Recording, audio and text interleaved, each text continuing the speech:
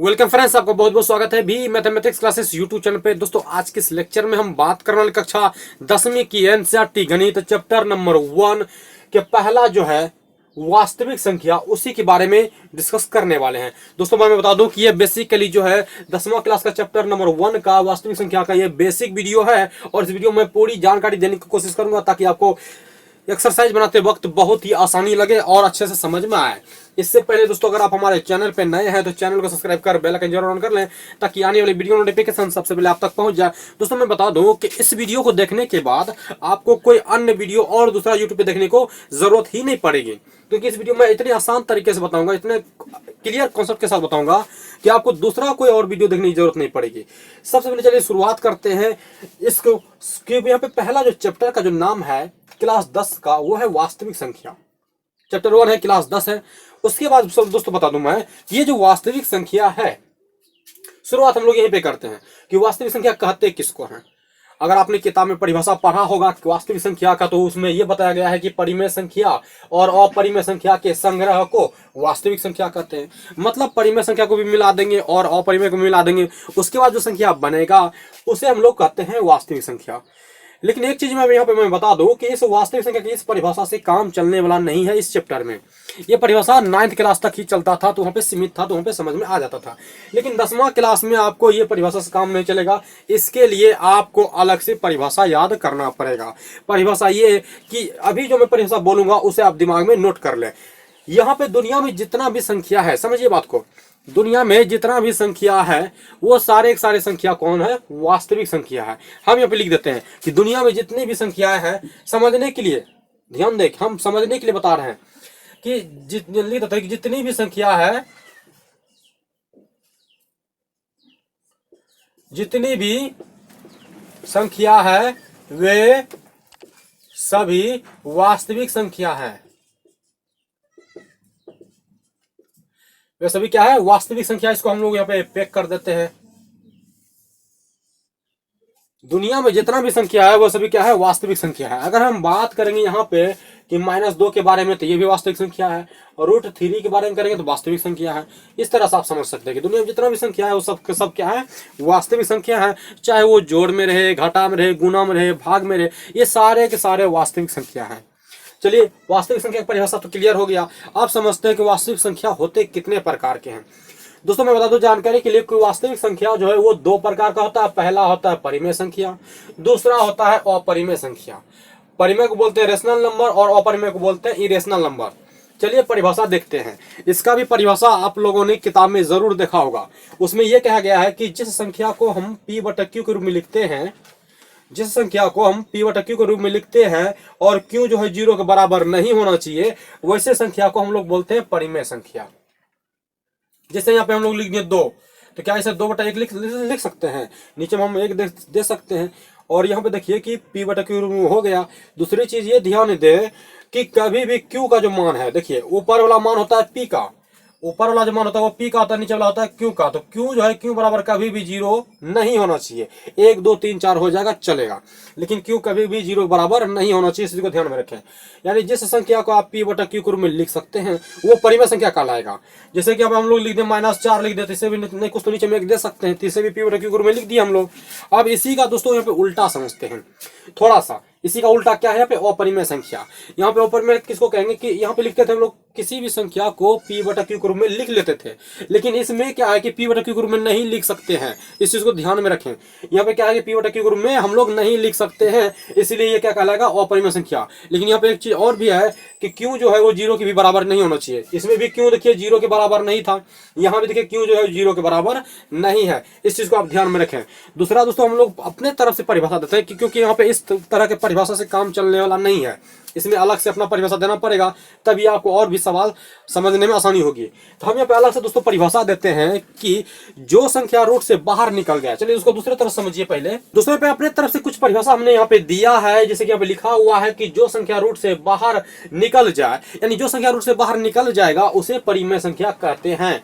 इस परिभाषा को भी आप ध्यान में रखें समझने के लिए। कहा की परिभाषा ये भी ठीक है, लेकिन इसको हम समझने के लिए इस परिभाषा का इस्तेमाल हम लोग कर रहे हैं, है ना। इसी तरह से दोस्तों यहाँ पे देख सकते हैं कि जो संख्या रूट से बाहर नहीं निकलेगा उसे अपरिमेय कहेंगे। जैसे यहाँ पे देखिए लिख दिए यहाँ पे कि जो संख्या रूट से बाहर नहीं निकलेगा वो अपरिमेय कहलाएगा, और जो रूट से बाहर निकल गया तो वो परिमेय कहलाएगा, है ना। तो इस चीज को अभी आप ध्यान में रखें, क्योंकि इस परिभाषा को ध्यान में रखेंगे तो आपका सवाल बहुत ही इजीली बन जाएगा। जैसे यहाँ पे दोस्तों लिखते हैं हम रूट 4 लिखते हैं, तो 4 का वर्गमूल हो जाता है 2। देखिए रूट से बाहर निकल गया था, यानी ये 2 क्या कहलाएगा, परिमेय संख्या कहलाएगा। इसी तरह दोस्तों यहाँ पे देखिए कि अगर हम लोग यहाँ पर रूट 5 लेते हैं, देखिए रूट 5 का वर्गमूल होता नहीं है पूरा, तो इसलिए ये क्या कहलाएगा, अपरिमेय संख्या कहलाएगा। तो इसीलिए हम लोग यहाँ पे लिखे हैं कि जो संख्या रूट से बाहर निकलेगा उसे परिमेय, और जो नहीं निकल पाएगा उसे अपरिमेय कहते हैं। इस चीज को आप ध्यान में रखें। चलिए हम आगे बढ़ते हैं और यहाँ पे समझते हैं कि परिमेय संख्या भी कितना प्रकार का होता है।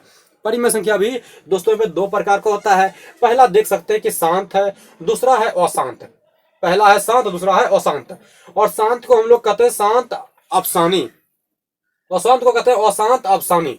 ध्यान में दोनों चीज आपको किताब में मिलेगी, लेकिन कभी कभी इसका इस्तेमाल किया जाता है, लेकिन सभी जगह आपको यही और यही नाम देखने को मिलेगा, इसलिए बता दिया कि आपको याद रहे। चलिए हम आगे बढ़ते हैं और इसका परिभाषा जानते हैं कि इसका परिभाषा क्या होता है। देखिए जिस संख्या का गुणनखंड में सिर्फ 2 आए, या सिर्फ 5 आए, या सिर्फ 2 और 5 दोनों आए, तो वो संख्या कहलाता है शांत।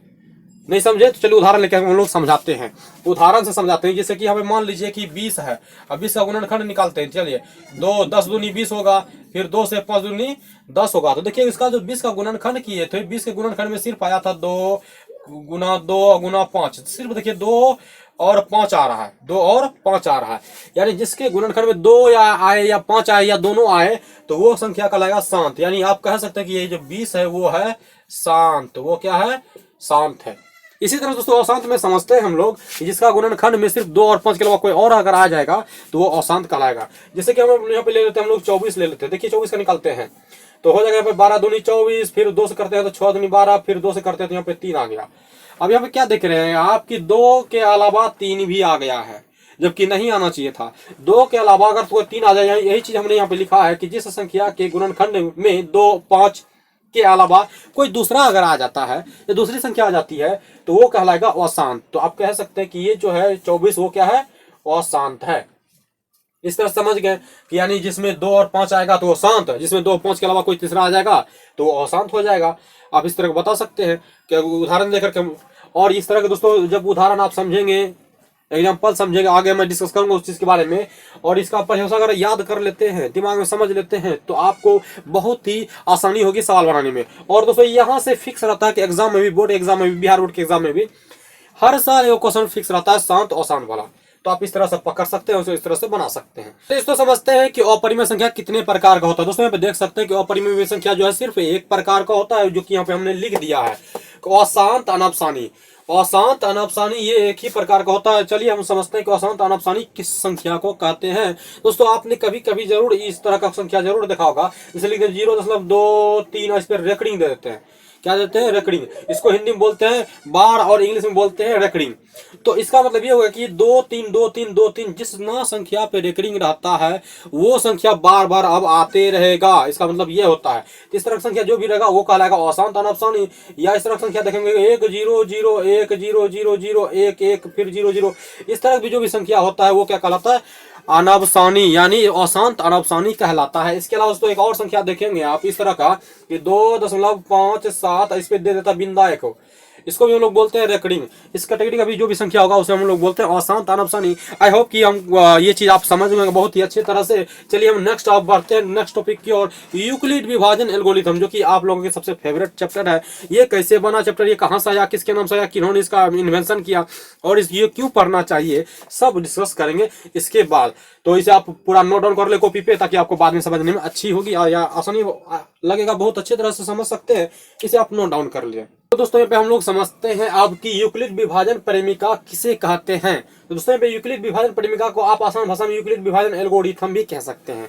दोनों बात आप कह सकते हैं, दोनों बात सही है। चलिए इसके बारे में डिस्कस करते हैं कि आखिर इसे ये नाम कहते क्यों हैं।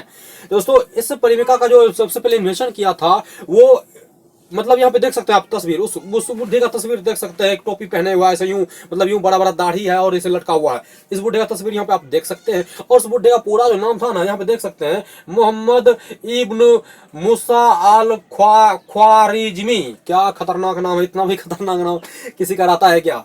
मतलब इस बुढ़े का नाम देख सकते हैं, इतना खतरनाक नाम है। और इन्होंने किताब जो लिखा था ना, आपको पता मैं बता दूं आपको कि किताब भी इन्होंने जो लिखा था, उस किताब का नाम बहुत खतरनाक था, मतलब बड़ा नाम था। देख सकते हैं उसका किताब कि हिसाब अल जबर बा अल मुकाबला। मुकाबला मतलब मुकाबला, मुकाबला गाना हो गया ना, तो गाना पे नहीं जाना है, ये मतलब किताब का नाम था जो ये भाई साहब किताब लिखे थे, है ना। उस किताब से ही इस मुकाबला ही, यानी इस किताब से ही जो है ना, इस किताब से जो है अलजबरा भी निकला है, जिसको हम लोग बोलते हैं बीज गणित।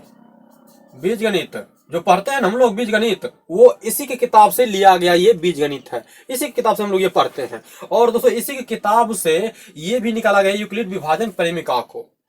और यहाँ पे जो आप ये देख रहे हैं कि एल्गोरिथम जो शब्द है, वो ये जो लिखा हुआ है ना अल ख्वारिज्मी, इसी का ये शब्द है। हम लोग उर्दू में इसका ये नाम है, लेकिन जब इसका हिंदी मीनिंग करते हैं तो एल्गोरिथम हो जाता है, और इसको इंग्लिश में भी एल्गोरिथम कहते हैं। इसी के नाम से ये शब्द लिया गया है। और इस शब्द का मतलब होता है, यहाँ पे समझना है आपको, प्रेमिका। क्या समझना है? प्रेमिका। अब किसका प्रेमिका? तो विभाजन का। जैसे विभाजन होगा तो विभाजन में आपको समझना है HCF। क्या समझना है? HCF, जिसको हम लोग बोलते हैं महत्तम समावर्त, मौसो बोलते हैं। समझिए पहले बात को कि इन्होंने एक किताब लिखा था जिसका नाम था हिसाब अल जफर बा अल मुकाबला। तो इसी के किताब से, इसी किताब से लिया गया था बीजगणित भी, और इसी के किताब से लिया गया था ये परिमय भी। और इसको क्या बोलते हैं हम लोग? यूक्लिड विभाजन परिमिका। और चलिए हम लोग समझते हैं एल्गोरिथम। ये एल्गोरिथम जो एक अंग्रेजी शब्द है, और उर्दू में इसका नाम हो जाता है अल ख्वारिज्मी, यानी इसी का आदमी का नाम है, इसी बुढ़े का नाम है, और इसी के नाम से ये लिया गया। और इसका जो अर्थ होता है वो होता है परिमिका। और परिमिका मतलब विभाजन। किसका विभाजन? तो भाई HCF का विभाजन करना है हमको। और इसी तरह से इसका नाम क्या पड़ गया? यूक्लिड विभाजन एल्गोरिथम। ये यूक्लिड भी एक कोड भाषा है। ये भी भाषा जो है एक प्रकार का कोड भाषा है, जो कि नाम रख दिया गया है। इसका मतलब पूरा मतलब अगर हम लोग निकालते हैं तो ये एक विधि हो जाता है। ये क्या हो जाता है? एक विधि हो जाता है। किसी भी सवाल को सरल करने की विधि या बनाने की विधि हो जाता है। तो दोस्तों इसी विधि को हम लोग क्या बोलते हैं? यूक्लिड विभाजन एल्गोरिथम। तो दोस्तों आप समझते हैं कि यानी इस बुढ़े का जो जन्म हुआ वो कब हुआ। देखिए इसका जन्म जो हुआ था वो 780 में हुआ था, और 850 में ये मर गया था। मतलब 780 में ये जिंदा हुआ और 850 में ये मर गया। मतलब अच्छा खासा ये भी जिंदगी जी लिया है ना। लेकिन खोपड़ी पे देखिए अभी भी ये मतलब ये यूं लपेटा हुआ है, पता नहीं क्या लपेटा हुआ है। और दाढ़ी भी देखिए, इतना बुढ़ाई होते मतलब बुढ़ा होते हुए भी फिर भी बहुत बड़ा बड़ा दाढ़ी रखा है। तो चलिए कोई दिक्कत नहीं, उससे हमको कोई टेंशन नहीं है। इन्होंने ये किताब लिखा था, इसी किताब से बीजगणित भी निकाला गया था, इसी किताब से ये इस प्रोसेस को भी निकाला गया था। अब ये पढ़ते क्यों है दोस्तों, ये समझते हैं। अब इसको, इस बूढ़े को हटा देते हैं, हट गया। पढ़ते इसलिए हैं क्योंकि ये जो यूक्लिड विभाजन एल्गोरिथम है, इसका इस्तेमाल सबसे ज्यादा हम लोग अभी बताए थे बीजगणित में करते हैं, और HCF निकालने में भी करते हैं, और LCM निकालने में भी करते हैं। इसीलिए इसको पढ़ना बहुत जरूरी है। और ये चीज है वो आपको आगे क्लास में भी काम आएगा, इसलिए इसको पढ़ना बहुत जरूरी है। तो मेरा ख्याल से आप ये चीज समझ गए कि ये चीज कैसे बना, कहाँ से आया। दोस्तों अगले वीडियो में हम जो है इस पर अब जो भी एग्जाम्पल बचा है वो एग्जाम्पल लेकर के आएंगे, और उस एग्जाम्पल को भी बहुत ही अच्छे तरह से, सरल तरीके से बताएंगे, ताकि आपका कॉन्सेप्ट जो है वो क्लियर हो जाएगा। तो आई होप कि ये चीज आपको समझ में आ गया होगा। मिलते हैं नेक्स्ट क्लास में, तब तक के लिए जय हिंद, वंदे मातरम।